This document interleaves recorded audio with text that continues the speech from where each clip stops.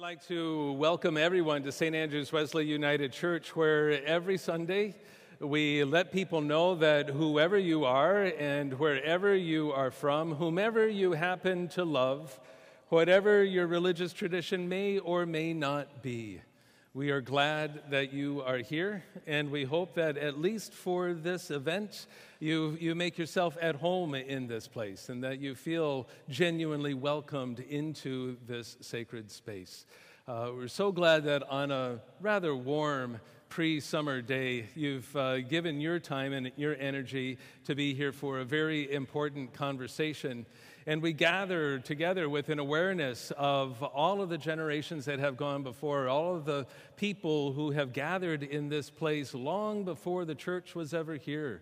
And so we recognize the Coast Salish people, and that we gather on the ancestral and traditional and unceded territories of the Musqueam and the Squamish and the Tsleil-Waututh. My name is Dan Chambers. I'm one of the ministers here at St. Andrew's Wesley, and we just have a couple of housekeeping events. Let me just say that the process for the evening will begin with Bob Joseph, and Bob will be highlighting some major points from his book, but also expanding into general areas of the Indian Act and the work of reconciliation. If you need to find a restroom at any point in time, please know that there are 3 restrooms just down the hallway here, male, female, and unisex. And there are 2 restrooms, or non-binary. There are 2 restrooms in the narthex, male and female. After we have our evening tonight, books will be available if you haven't yet had your chance to buy yours. And Bob also will be in the lobby signing books if you would like to say hi and to get a signature. Yes, after Bob does his presentation, we'll have time for question and answer. And there are lots of people here, so I'd like to encourage you, if you do have a question, that's fabulous. We would like to hear as many voices as possible.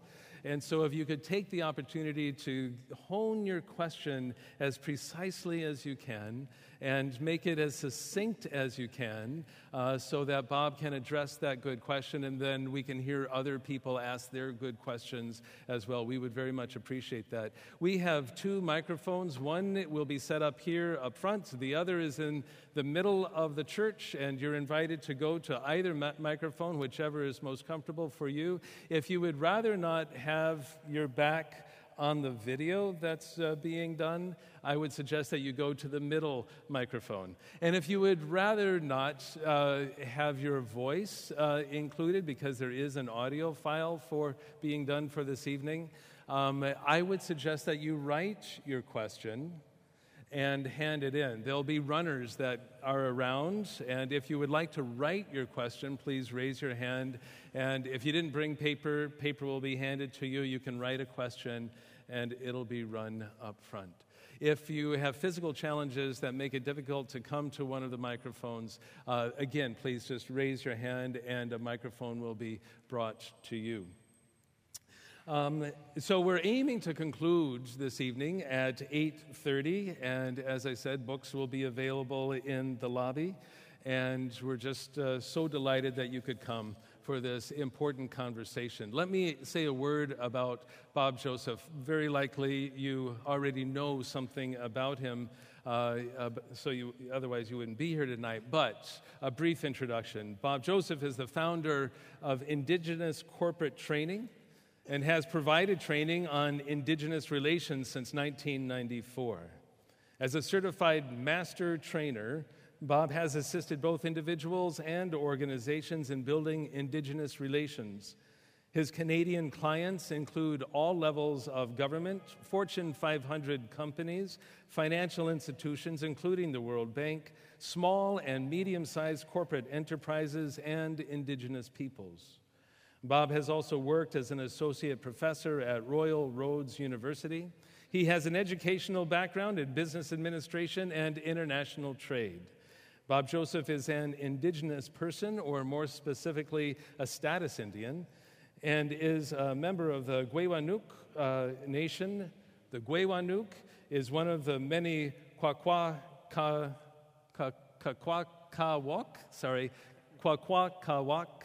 tribes located between Comox and Port Hardy on Vancouver Island. I practiced that too. It's still in the moment. So it's between Port Hardy, Comox on Vancouver Island, and the adjacent mainland of British Columbia. He comes from a proud potlatch family and is an initiated member of the Hamatsa Society. And as the son of a hereditary chief, he will one day, in accordance with the strict cultural laws, become a hereditary chief. His book, 21 Things You May Not Know About the Indian Act, is a national bestseller. In its first week, it was on the Globe and Mail bestseller list, where it remained for 8 weeks running. It also is holding #1 position in 3 categories on Amazon. And so I would like you to help me, please, welcome the #1, Bob Joseph.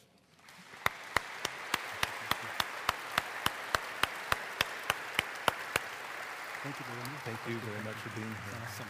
Awesome. All right. Well, that was great. Thank you very much for that kind introduction, those kind words, and for really trying hard. He didn't tell you this, but if he didn't pronounce it right, we have to stay till 9:30. So I'm just just throwing it out there. No, I'm just kidding. I really appreciate the kind words, the kind introduction, this great space that has been made available to us. I'm going to do a few quick thank yous, and I'm going to ask my dad, Hereditary Chief Quinquili Getsi Wakias, to come up and just say a few words. It's a protocol thing I feel that I have to do, and we're really lucky to have him here. But I just wanted to make sure I did some appropriate thank yous just before we got going. I just want to say how grateful we are to St. Andrew's Wesley United Church for hosting this important event and for creating this space and this opportunity. Thank you, Reverend Dan Chambers, for being our MC and facilitator. And of course, the St. Andrew's Wesley staff. I showed up here tonight in basketball shorts and a t-shirt, and they helped me find my way around and actually get all prepared for this. And they've gone to great trouble to set up the microphones, and it's just been a top-notch experience that way. And of course, Heisa McCandless and her commitment and support in bringing us all together this evening. I'd like to thank the St. Andrew's Wesley Reconciliation team and volunteers for making us all feel welcome this evening. And we wouldn't be here if it weren't for this book and some of the people that helped us. Page 2 Strategies, ZG Communications, Raincoast Books, and of course my wife Cindy and my boy Rodman, my brother Farrell, and sister Shelley, and some of the relatives that came out this evening. Raylene too. I can't forget Raylene, who's always been there. And I think I'll just leave it at that. And if I could get my dad to come up and just say a few words to kick us all off.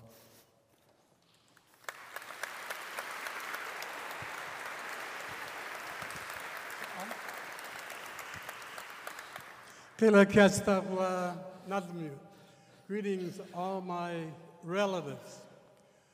How amazing it is to see all of you here this evening on a beautiful night like this. It reminds me of the goodness that prevails in this special place, this holy place, and you for being here. Obviously, you care enough to take time out of your busy lives on a beautiful summer evening to come and learn about something that you care about. So I really want to thank you for coming out this evening. And it warms my heart to know that there are Canadians across this country, all across this great land, like you, who care enough to come and begin to learn more and more about our shared history and what it is that we might do together to create a better future for all of us. And I'm really proud of my son, of course. He's written this exciting, not that the Indian Act is ever exciting, but this exciting book to help us to understand just what exactly happened in this country. I think over time and throughout the evening, we're going to discover some of the age-old attitudes that prevailed in the last 150 years that have brought us to this moment. And I want you to know that we, Aboriginal people, and I travel this country extensively from coast to coast to coast, talking to people about reconciliation. I want you to know that we care, that you care, that you're interested enough to begin to discover a journey together where we can hopefully change the way things have been between all of us. So I just want to thank you again, thank my son Bob for I got to choose my words carefully because I don't want it to go to his head, for his brilliance in writing the book. By the way, I've been traveling and people say, "Oh my God, I saw you have a book. I'm going to get it." And of course, I got to wait a little bit. I don't want to say, "No, it's not mine."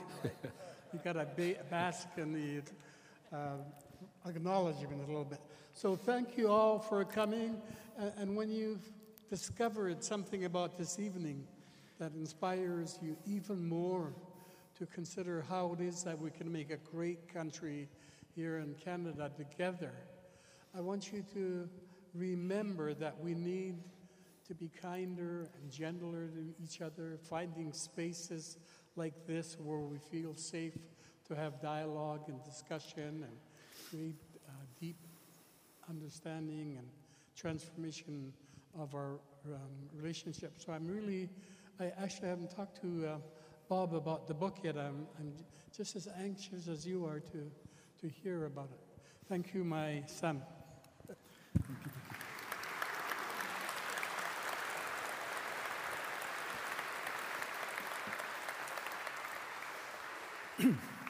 All right. I really appreciate that. Kind words. Cindy, did you hear that? I'm pretty fabulous. That's what he said. It's my wife. I just had to score the brownie points while I had the chance. So thank you. And thanks for the kind words and for the welcome and for everybody to take this time. I agree. This is going to be a really, hopefully, a neat night for you. I've been actually doing this work now since 1994. I started doing this work for a company called BC Hydro. I didn't join Hydro to do this kind of work. I just joined to start at the bottom and claw my way to the top like everybody else. So I spent time in human resources, putting together budgets and management plans. I moved into what we call customer services, talking to that happy 2% of our customers who didn't think we were doing such a great job. Got held up at gunpoint one night in the North Shore Coastal Office over on Brooksbank Avenue, and I thought I'd retire from customer services. So getting a little bit too dicey. That's a tough neighborhood for a council member. Just that it was just one of those events. I moved into the corporate group, so I spent some time working on advertising and display, power smart programs, those kinds of things. And in 1994, I bumped into a manager for Aboriginal relations just outside some elevators just over here on Dunsmuir Street in my corporate head office. She asked if I would be interested in putting on presentations for the employees, which I agreed to do, and began doing awareness training. BC Hydro called it Aboriginal awareness training. And so my job was to go out and talk to hydro people. It's just a hydro program. And I think by the time I'd left, we'd talked to over 4,700 hydro employees across the system. We began to be benchmarked by other organizations. So sometimes when you're out doing work with communities, you don't have the luxury of being the only organization in trying to talk to them. And we were at one of those sessions. After the session, one of the other companies called us up and said, "Can we come and talk to you about that meeting we were all just at?" We said, "Sure." We invited them over to our office. We talked briefly. At the start of the meeting, though, they said, "So we were just at the same meeting, and we noticed the hydro people weren't getting beat up as badly, and we're wondering why." And so we started to talk about our overall Aboriginal relations strategy, just one component of which was training for employees. And so that was sort of how I end up talking to other companies. So I'm still a hydro person. I start training other forest companies and government agencies. I think one of the neat phone calls, it was an industrial developer, so I got a phone call from the BC Environmental Assessment Office, and can you train our people? I'd love to train your people. And I said, I'm curious, though, you approve our permits. You must have something. And they said, we don't really have anything. So that was just sort of indicative. And so I've continued to train, not just in British Columbia, but across Canada, the States, Latin America, Peru, Guatemala, New Caledonia, and the South Pacific. And it turns out wherever there's colonized Indigenous peoples, some of the things we talk about, some of the ways we can work together, very transferable, very applicable. The history can be different going from place to place, but it's been sort of a neat opportunity that way just to get out and share. One of the things about our work when we do talk to people, we start off today quite often with what we call a timeline exercise. So we want to just get a sense of people participating. What's your sense of Indigenous history? And so the exercise is, think of a date in history that's specific to Indigenous peoples and come up with just a really short sentence to describe it. And so I'll give people 3-4 minutes to just talk about that in their groups, and then I'll come back and I'll start to flip chart. I'll start to put down dates. Okay, who thinks they have the earliest date? And somebody will come up with the land bridge theory and Columbus, and I'll start to just flip chart sort of dates that they're coming up with. And one of the neat things that comes up across the country, and everywhere from Halifax to British Columbia and all parts in between, is whatever we start to do, we get about 10, 15 dates, and something becomes really obvious. And what becomes obvious is lots of people have a lot of dates historically that go up to about Confederation, Louis Riel, and stuff around then. And then lots of people have lots of recent dates, the 2010 Winter Olympics and the apology from Prime Minister Stephen Harper. But what ended up happening was there was always this gap in the middle. And the gap in the middle is actually really the genesis for the 21 things you didn't know about the Indian Act, because there's a whole bunch of dates there, but it's not that well understood by Canadians, all of the different things. Residential schools was just one of 21 different things that was happening. And it wasn't even a conclusive list. It was just sort of a list that we put together as part of a blog article. And that we put it out as a blog article, and it went viral. It was weird. We've been publishing lots of posts, but this one, 55,000 people in the first month. And I thought, hey, this has really hit a nerve. People are interested in this. We need to really expand on the 21 things. So that's how we sort of find ourselves here this evening talking to you about 21 things. It's really just been some work that we've been building on over that period of time, talking to different peoples.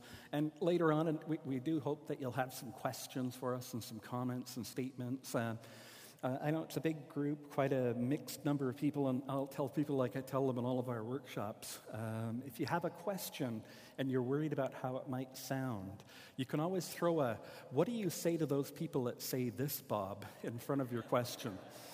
So we're just trying to create a safe space. I think that's a part of reconciliation, to have open dialogue and really get a chance to learn things. So if you get up to the mic later, that's how we'll hope you'll start your question. I was riding on the bus, and I heard somebody say, and we'd love to hear some of the feedback that you have. So that's just sort of to get us started on the 21 things, how we find ourselves here. And some of the neat things, I guess a little bit of context. So 21 things, there's obviously many more things that are part of it. But at the time Canada confederated, 1867, Canada believed that the best thing that could happen for them is that they assimilate and become like everybody else. So the Indian Act is really a post-confederation assimilation policy. It would give Canada the coordinated approach to this new policy of assimilation. Canada just believed that they were eventually going to assimilate. It was a dying race of people. There was stuff happening there. They weren't fitting in militarily and economically anymore. And they just didn't have immunity to diseases like smallpox and influenza. And so it set the stage for this idea that they would eventually assimilate. And so we really get off on that tangent. In 1867, the British North America Act gets passed, and in there's a section called Section 9124. And 9124 would give the federal government control over Indians and lands reserved for Indians. And so that's how we would get our start on this post-Confederation assimilation policy.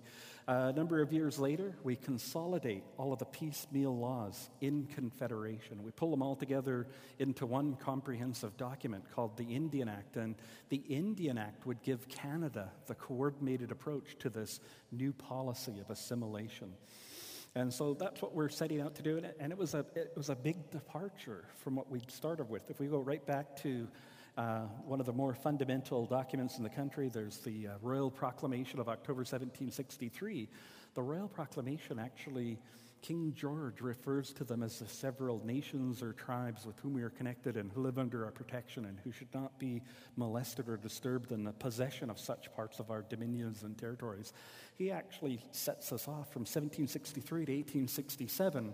It was a nation-to-nation relationship. It was based on the proclamation. We were going to be equals. We were going to share in the land and the resources and do all of that kind of stuff. But by Confederation, we have a complete flip-flop in Indian policy. The federal government actually, underneath 9124, sets itself up as the trustee, and those bands and their members become wards of the crown. It becomes a trustee wardship relationship. And when you have an imbalance of power like that, you might have heard this expression. It's called a fiduciary duty.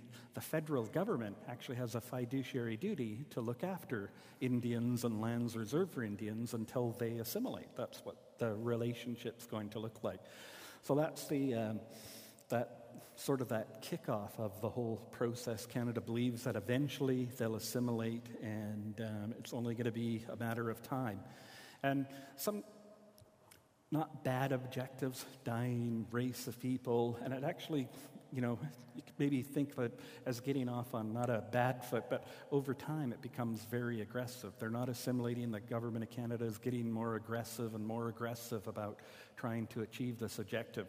Now, the Indian Act, when it first comes out and we consolidate it, has three main areas that it's looking at. It's looking at land, membership, and local government. Those are the three primary places where it's going to focus its energy. So on the membership piece, literally an Indian agent would show up at your community one day with a pen and a piece of paper. I know I'm not supposed to come off the top stairs for the camera guys. Pen and a piece of paper.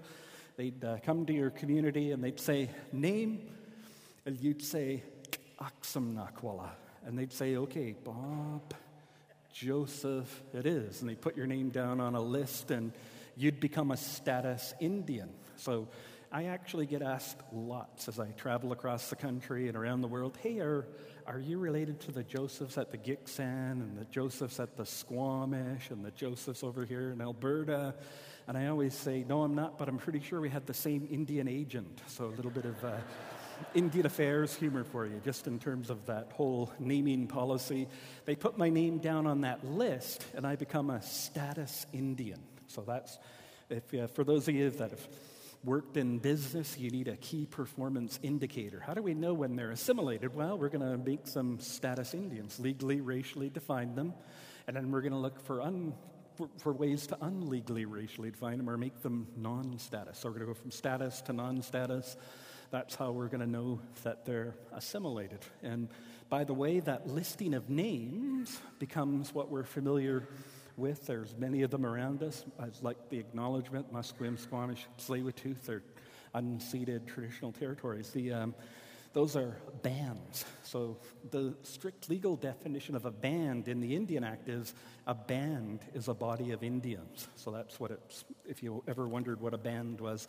It's not necessarily how they saw themselves. It was the Indian agent who was just setting up sort of this post-Confederation assimilation process. Sometimes they set up communities at the summer gathering place. 6, 7 communities meeting at the confluence of 2 rivers, come together, trade and celebrate and do that kind of stuff. And the Indian agent would show up. Wow, this is like the biggest band I've ever seen. There's like 1,400 people here. And so we end up with the Fort St. Something Band. They didn't often name it after the peoples whose territory it was. It was the Burrard Indian Band instead of Tsleil-Waututh Nation. And so we saw that happen. So those are the bands and status Indians. The goal is definitely to get them to be non-status Indians. So that's the membership piece. We put them onto parcels of land. And the parcels of land are what we call reserve lands. So they're like they sound. They're not ownership lands. They're not title lands. They are reserve lands. They're reserved for their use and benefit. It's a place where they were going to go until they assimilate. It's a holding pen. This is just where they're going to be for just a short period of time. Eventually they're going to leave and become like everybody else. So they are called reserves in Canada, for those of you that haven't had maybe some training in the subject. I do hear people refer to them as reservations or the res, or I hear different sort of expressions. And just for the record, reservation is really a United States term. If you were in the United States, you would work with tribes on reservations. But because we're in Canada, the two countries kind of deal with this a little bit differently. We deal with bands on reserve. So reservations, reserve. There is a difference between the two, and we just always like to share that with people. So we don't have any reservations except at hotels, airlines, restaurants, places like that, just so you know.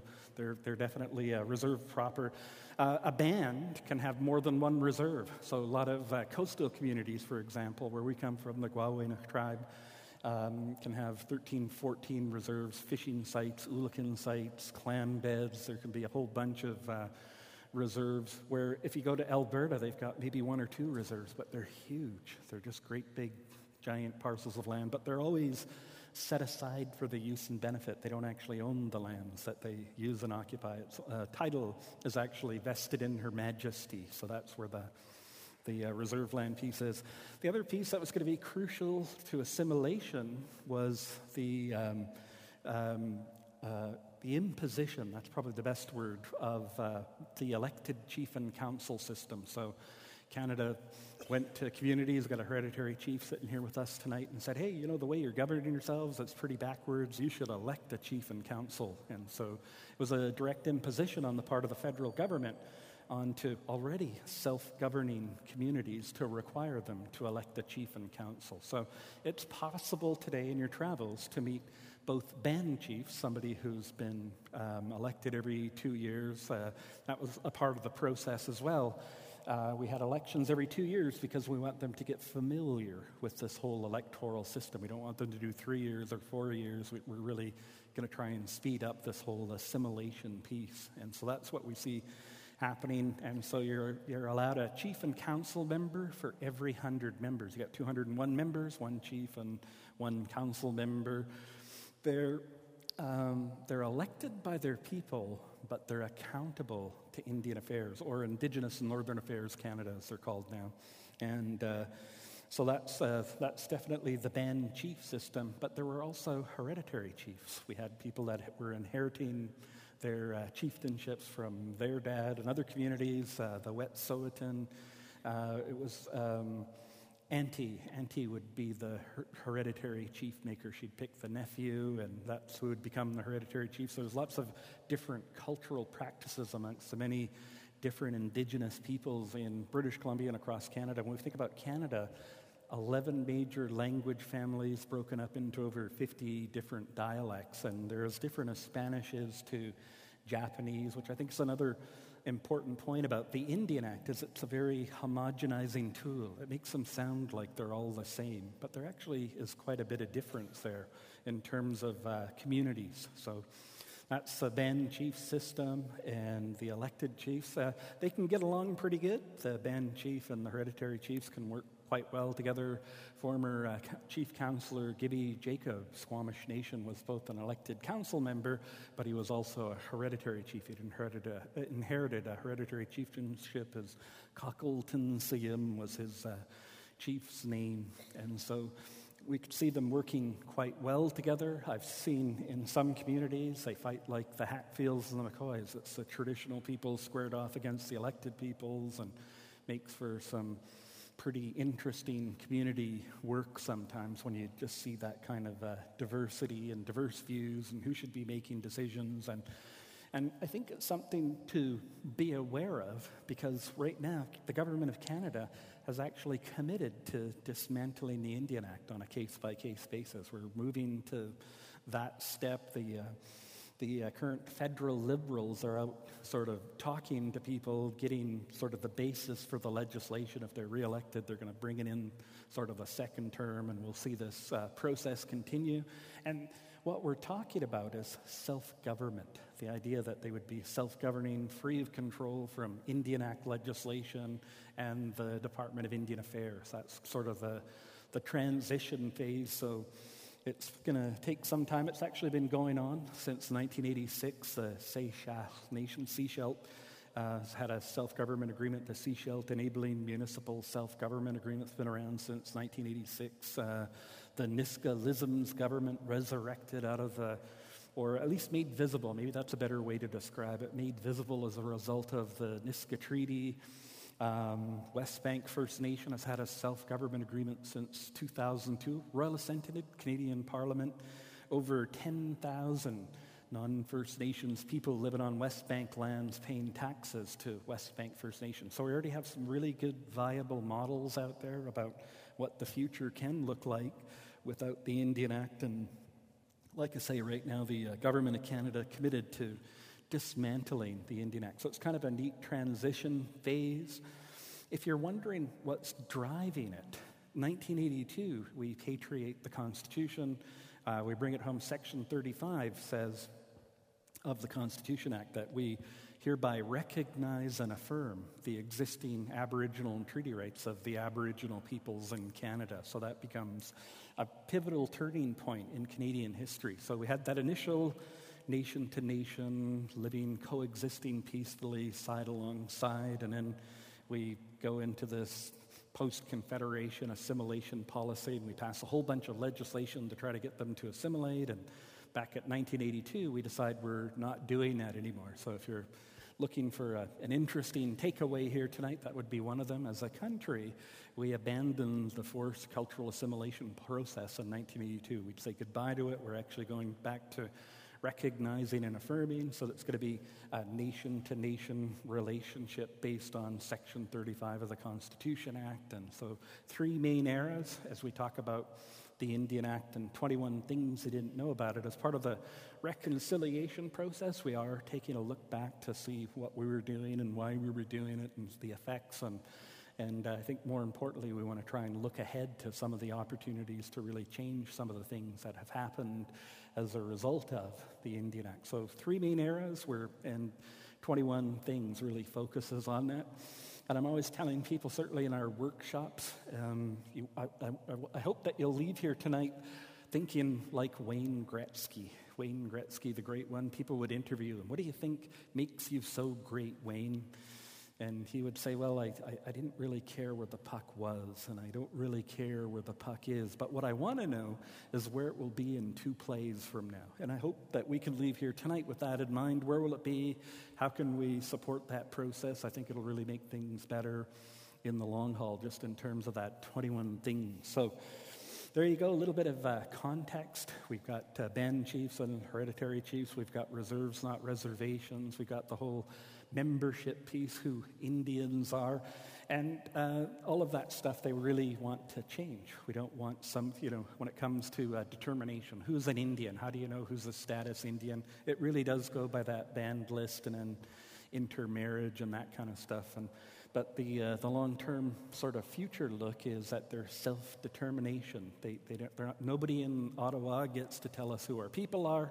That's definitely going to be a common message for them. So I think I'll just maybe talk about some of the 21 things that we have up there. Certainly, I'll cue off of these slides that we see just up here. You can go and take a look at the original blog posts. There's lots of great free resources there for people to download. Raylene helped us build the website. She really is the architect. Maybe I can blame Raylene. She was helping us set up a website, and she said, "Do you want a blog?" I said, "Sure. What's a blog?" So that was your fault, Raylene. I'll blame you for that. But when we think about the Indian Act, so we've talked about some of the main objectives.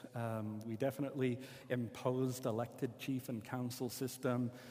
The number two one is it denied women status. So this whole intermarriage piece was really going to help with this assimilation policy. The idea was that throughout the Indian Act, up until 1985, Indian women who married non-Indian men would lose their status, and so would their children. And if you lost your status, that meant that you had to leave the reserve, because reserves are set aside for the use and benefit of status Indians, not non-status Indians. And so that continued on. Women would marry, and I've had a chance to talk to lots of great people. Elder Ellis Hamlin from the Teltan. We're really talking about impactful pieces of legislation. The Teltan women would intermarry, they'd marry out of the community, and if they'd married out, that meant you couldn't live on the reserve. That's set aside for those status Teltan members. They would go back to visit their family, though most of their family's still on the reserve, half of the family's still on the reserve, if you want to put it that way. And they were welcome to go and visit, but in the heyday of assimilation, they actually had to leave. There was a curfew. Hey, you can't stay here, Ellis. You don't have to go home, but you can't stay here either. They'd make sure that they left the reserve by curfew time. So that would be an important piece of the Indian Act legislation. And in the same period, though, one of the main differences, Indian men, people like myself, could marry non-status Indian women who could be from any culture, really, from in the world. And if we got married before 1985 or 84, you could become a status Indian. So that was going to be one of the big inequities of the Indian Act. Indian men marrying non-Indian women, those women would gain their status, so would their children, and eventually through that intermarriage, they'd reach a point at which they were considered no longer Indians under the meaning of the Act. We don't use a blood quantum in Canada. The Americans are really keen on blood quantum. We use more of this intermarriage piece. So that's the whole status Indian thing. It steams along until 1985. Bill C-31, we patriate the Constitution, we bring home the Charter of Rights and Freedoms. Indian women, the Native Women's Association of Canada and other women, really task the federal government with this whole inequity in marriage. And it forces the federal government to amend the Indian Act with an amendment called Bill C-31. Bill C-31 basically says today that Indian women who marry non-Indian men, she doesn't lose her status, he doesn't gain it, but their children do. It works the same for the men.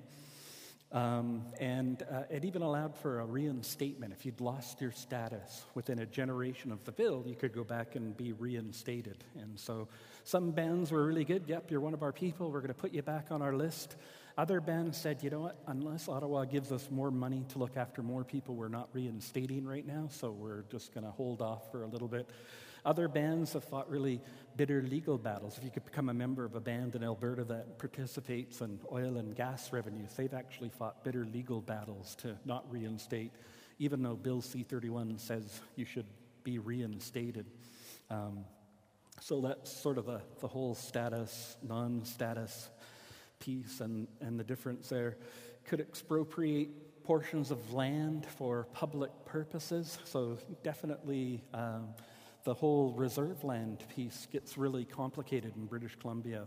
We were taking it away for hydro right-of-ways and railways and all kinds of different corridors, often without compensation, because they really were viewed as a federal responsibility. So even if they were to get money for giving up reserve land for a hydro right-of-way, they were already getting money for healthcare, housing, and education. It just didn't seem necessary to the federal government to compensate them for taking up reserve lands that way. So that would be certainly one of the big challenges about that expropriation. There's still cut-off claims and specific claims. We could spend at least till 10:30 or 11:30 just trying to cover off just some of those subjects. Of course, residential schools were created as part of the Indian Act legislation. The ideology was if we could separate the kids from the families and the communities, we could go a long way to this assimilation process. So it's really great that we're spending as much time as we are just in terms of reconciliation and understanding all of the things that did happen there.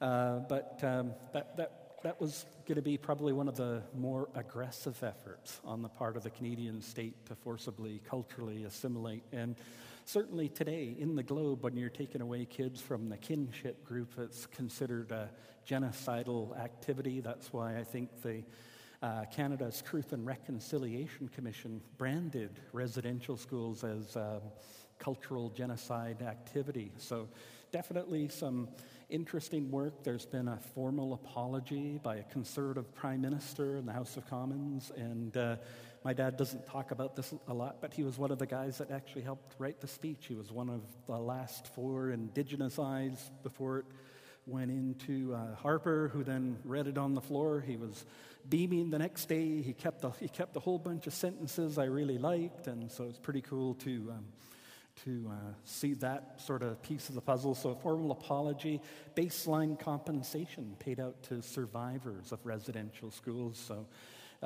for having attended, for each year of attendance, that would be some of the baseline compensation that would have been paid out to survivors. Then, of course, the Truth and Reconciliation Commission. It traveled across the country. Its job was to travel across the country, to gather stories, to create a more common understanding about what residential schools were meant to do and be as part of our history. And like I say, it came back and branded the residential schools as a cultural genocide activity.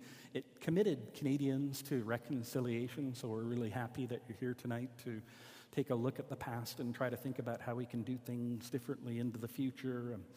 And so that's a very important piece of it. So an apology, baseline compensation, the TRC. And for those of you, you're doing some personal reconciliation. My dad would be really happy that you're doing that. He'd want you to go to his website.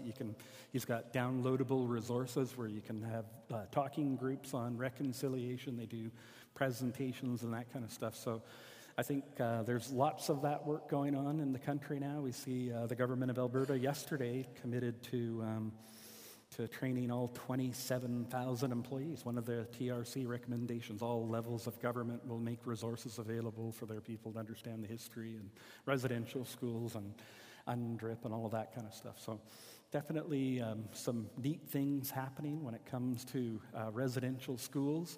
When we think about some of the impacts are said to be intergenerational. So although the last of the schools closed down years ago, they're still handing down those survival skills. So the average survivor, my dad, my mom both went to residential schools in Alert Bay, really didn't learn kind, caring, loving family community values. They learned how to survive really what they viewed as a prison system. That would be their experience just in terms of growing up.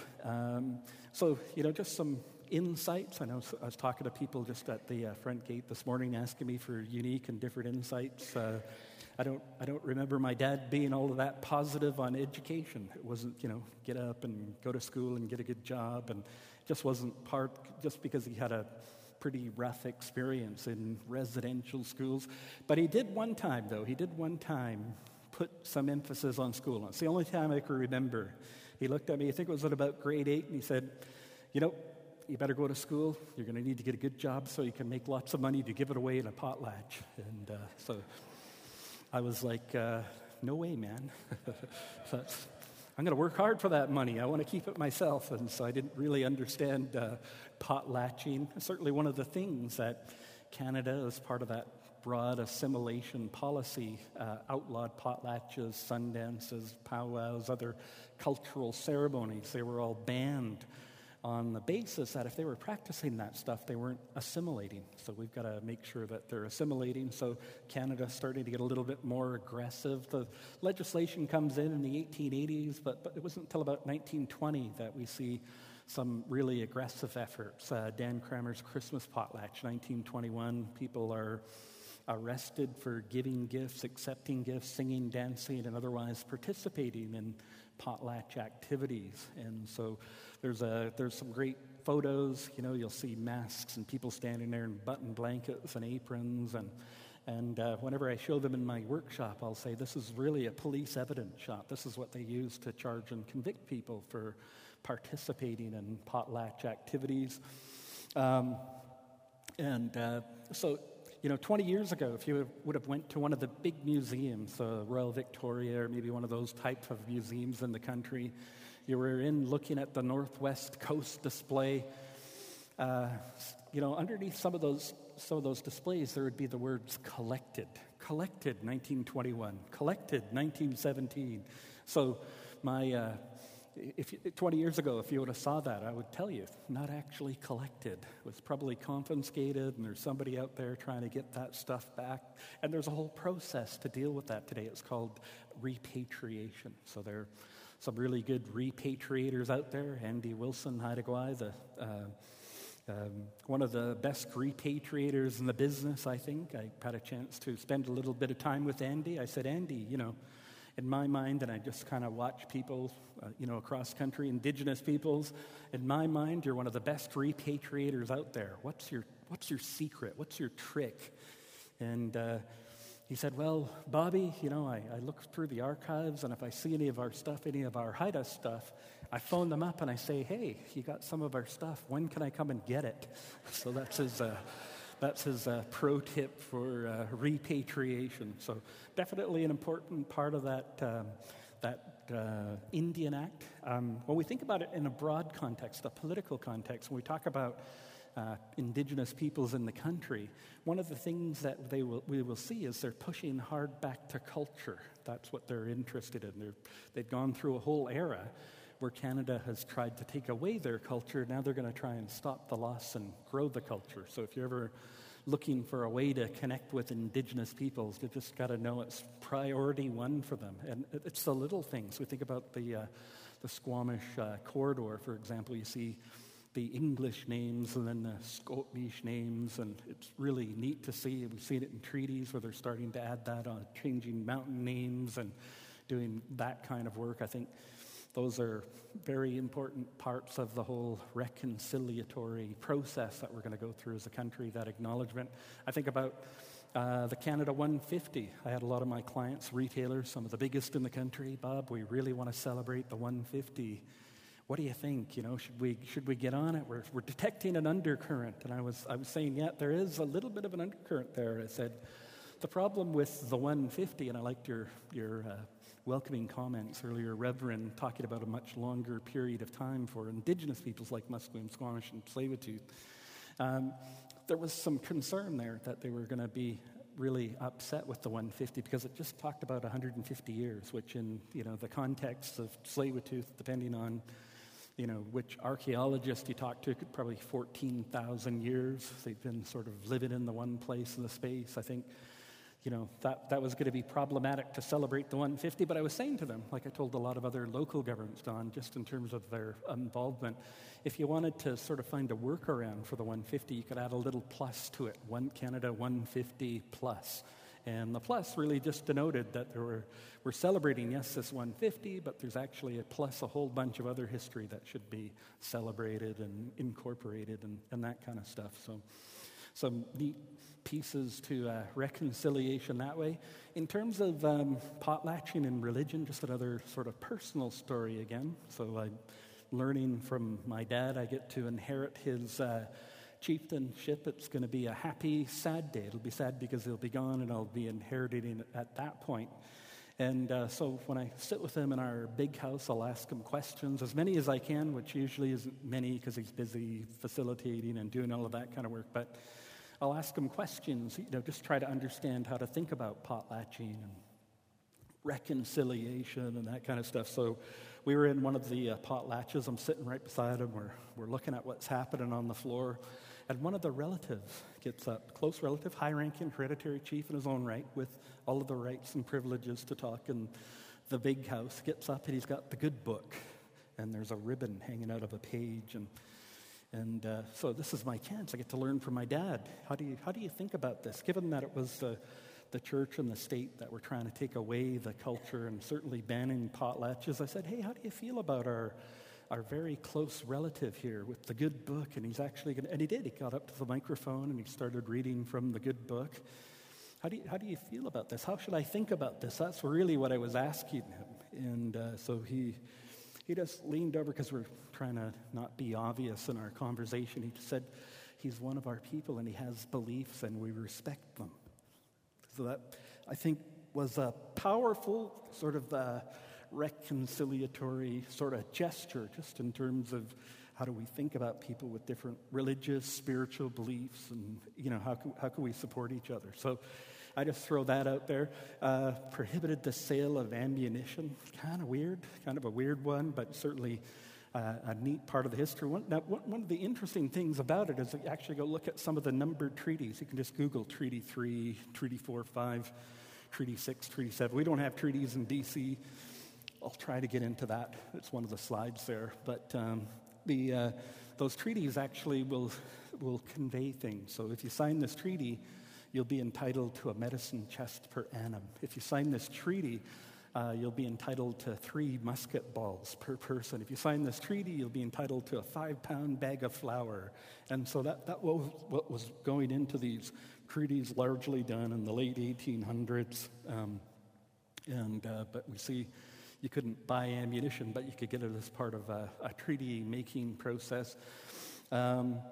So definitely, when we think about British Columbia, there was a lot of effort to try to get treaties. And when we think about, there's been about 150 court cases, Delgamuukw and Gisteway, the Gitxsan and the Wet'suwet'en. A couple of chiefs from their communities advance a land claim case, 59,000 square kilometers, centered around Terrace and Smithers, and they were really trying to get recognition that they hadn't been conquered, that they hadn't surrendered the land in any kind of treaty package. And so it was an important case because there was actually a time there when the Indian Act made it against the law to hire lawyers to pursue land claim activity. From 1927 to 1951, it was against the law to hire legal counsel for the purposes of pursuing land claim activity. It didn't just apply to Indians and lands reserved for Indians. It applied to those troublesome lawyers who might want to get in there and mix stuff up.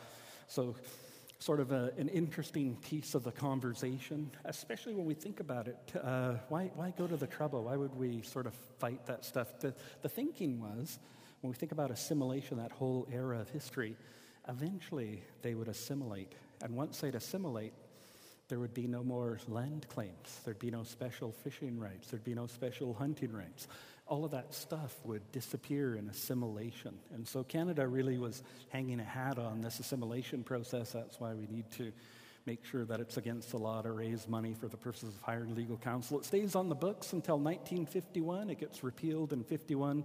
The first group of people to raise money, the Nisga'a Tribal Council, they fight a court case all the way to the High Court in 1973. Dismissed on a technicality, the Nisga'a were required to get what was called a fiat, which is a permission slip saying you could sue the federal government. They didn't think they could get the permission slip, so they just went ahead and launched their case, and that got all the way to High Court, dismissed. But because it was such a close decision, the federal government resurrects its comprehensive claims policy, and we start to renew our efforts to negotiate modern treaties in British Columbia.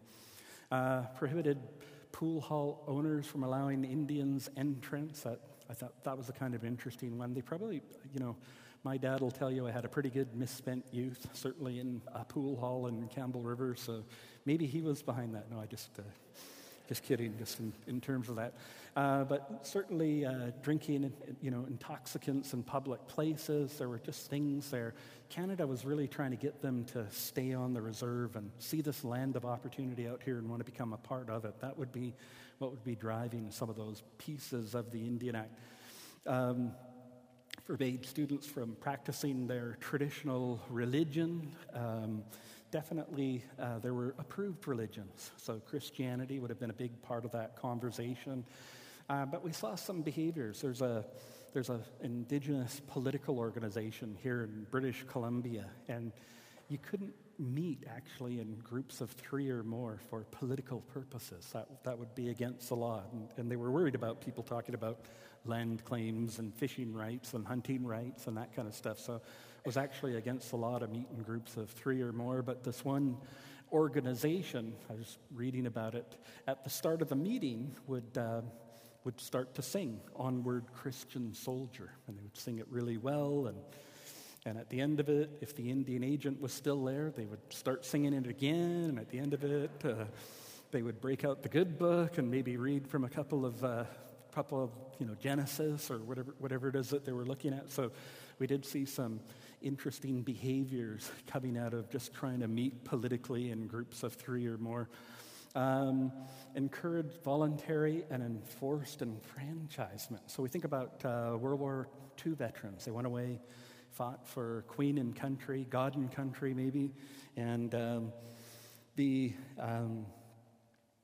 came back and to find out that they'd been automatically enfranchised. They'd left for more than 30 days without written permission. You're now no longer a status Indian, which means you can't go back to the reserve. You got to go be somewhere else. So they would go to the War Veterans Benefit Office, hoping to get some war veterans benefits. And those guys would say, "Oh, you're an Indian. You're dealt with differently. You got to go be dealt with somewhere else." They end up in this sort of bureaucratic limbo after World War II and fighting alongside of people.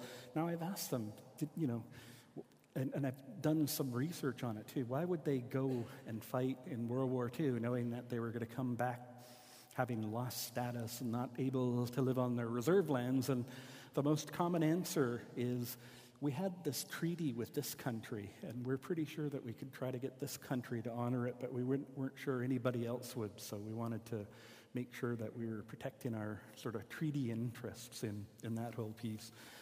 So that's just a voluntary and involuntary enfranchisement. Dans were relocated. They were declared administratively extinct. All of those little things can pop up, especially if you're planning on doing any work. So a lot of my clients are corporate sector clients, and I'll tell them to be on the lookout for Indian Act stuff that happened.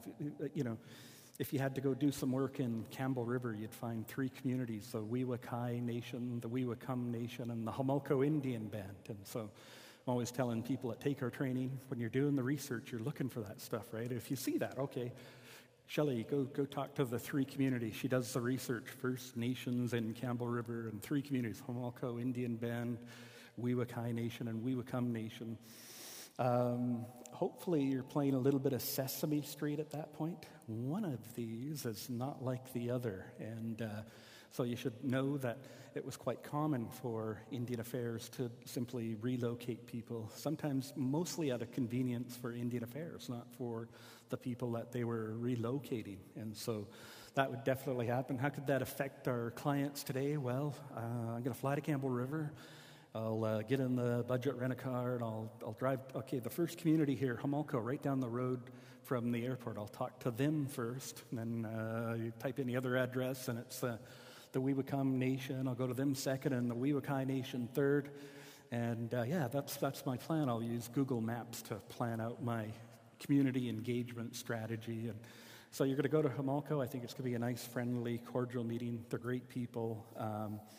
You're going to come away from that meeting thinking, well, that went good. I'm going to tell Weewakam when I go to them next, hey, I just came from Homolko, and they really liked me, and that's about as much as you'd probably get to say. They'd be like, why did you go to Homolko first? This isn't even their territory. Is this like a divide and conquer tactic from your company, your organization? So we're just not following sort of proper protocol. And so that would be a relocation type situation. There was north of Edmonton, the Indian agent responsible for 2 communities in the early days, 1880s.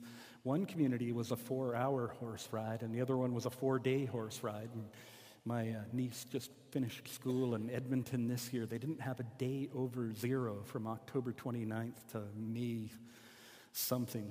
Just every day was below 0, and I think the Indian agent went through that, because at one point he said, it'd be easy if that 4-day community out there was in with this 4-hour community. So let's just go ahead and do that, and amalgamated and relocated communities.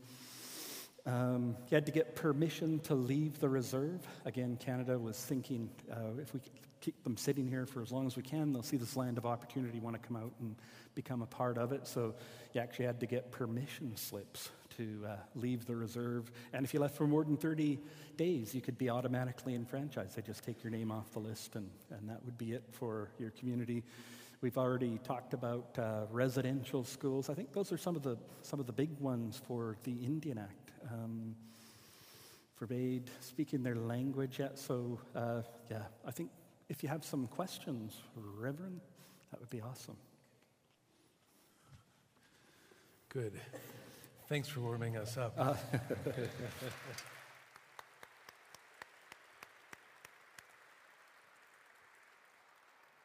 So Bob Joseph is kind enough to remain and hear any questions that you might have. I would just like to reiterate, we're keen to hear as many questions as possible. There are a lot of people here tonight. I'm sure there are lots of good questions.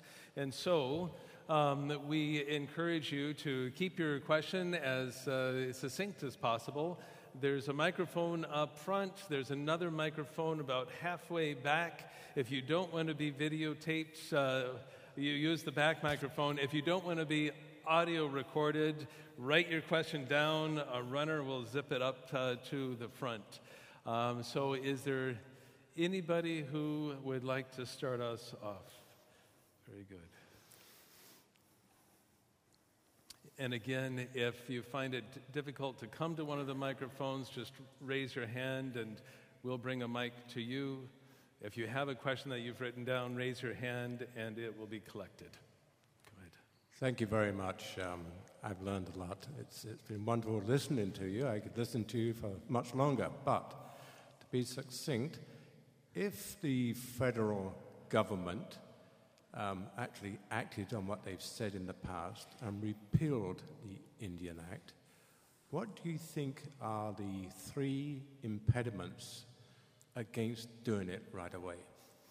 Excellent, excellent. I love that question. I love it. I was just at a conference in Ottawa. It was called Self-Determination, or Determination was its actual title, and they actually invited the Minister of Indigenous Northern Affairs, Carolyn Bennett, who was a part of the group, and she was the one that was telling us, you know, we're out consulting about how the legislation should look to dismantle the Indian Act. What should we write about? How should we do it? And she said, I've been going to all of these different Indigenous communities across the country, and every community I go to, this is her telling the story in front of everybody, she said, every community I go to, I tell them, just take a minute right now. And she talks mostly to chief and councils and community members.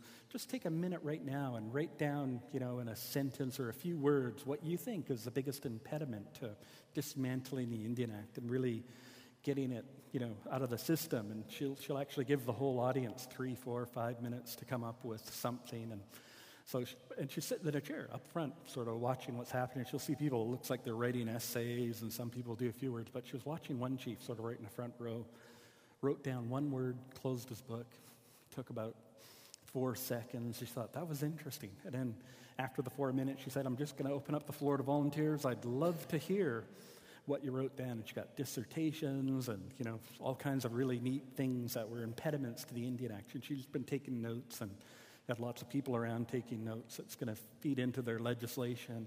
But the person in front of her, that chief who wrote down one word, he didn't volunteer. And so she said, I really appreciate everybody taking the time to share what you've written down and your thoughts about biggest impediments. But chief, I saw you write something down. Would you share it with me, what you wrote down? I noticed you just wrote down one word. And he said, oh, yeah, sure, I'll share it with you. Opened up the book, looked right at her, and he said, you. So that was his, and she said, you know what, you're right. And I've understood that now. This is, you know, really, this is about our 10th session. It is me. I need to just get out of this can't be an Ottawa top-down driven approach. This has to come from the grassroots and the people to really, you know, lead the conversation and decide whether they go to a traditional system, whether they stay with elected or do some kind of blended approach. And she said, as far as I'm concerned, you can count me out of the way, but I do need to hear from you about how to sort of proceed from here. And so I think that was a good comment. I was one of the panelists with her, and my sense was, I said, so there you have it. Carolyn Bennett, the Minister for Indigenous Affairs, she's committed to pulling back and really letting communities decide what this looked like. And I said, the next impediment I see, and there were lots of chief and council members, elected chief and council members, very few hereditary chiefs in the audience. I said, if you're asking me what the next big impediment is, it'll be those elected chief and councils. They cannot be involved in a conversation about self-government. They can play a role. I'm not saying they can't. They need to but they need to throw it out to the community to say, how do you want to do this? Do you still want me here? Are you looking for something different? And I said that'd be sort of the next big thing that would be an important impediment.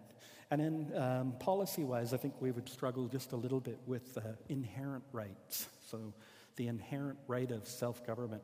And when you hear Indigenous peoples talking about an inherent right, what they're talking about is that the right that they have to self-government isn't granted by anybody. It's something that was given to them by the Creator.